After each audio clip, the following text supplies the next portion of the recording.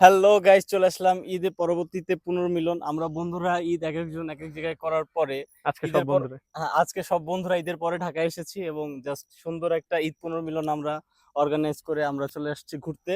এই জায়গাটার নাম হচ্ছে বাউথাল। এটা হচ্ছে এয়ারপোর্ট থেকে একটু ভিতরের দিকে, এয়ারপোর্ট থেকে ভিতরে, আর হচ্ছে 300 ফিটের কাছে। ঠিক আছে, 300 ফিট দিয়ে যদি আপনারা গাইস এই জায়গার বিশেষত্ব কি জানেন? আমরা এই যে বর্তমানে যেখানে আছি সেটা হচ্ছে গ্রাম, ঠিক আছে, বাট ওই যে দেখেন ওই যে হচ্ছে ঢাকা সিটি, জুম করে দাও, ঠিক আছে, ওই যে হচ্ছে ঢাকা সিটি।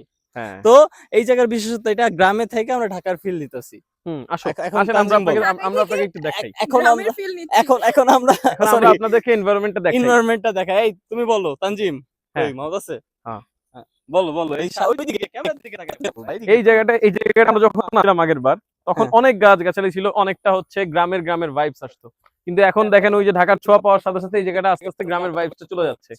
তো লাস্ট বার আমরা এখানে নৌকা দেখছি, যে নৌকা দিয়ে আমরা চড়ছিও নৌকায়।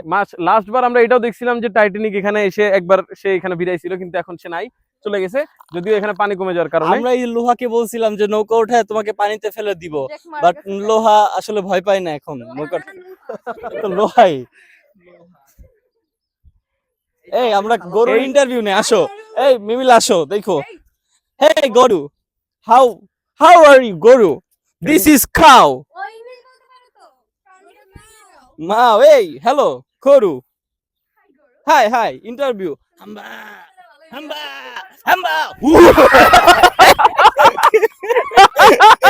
ভিডিও করছি, এইটাও ভিডিও করে ফেলতে হয়।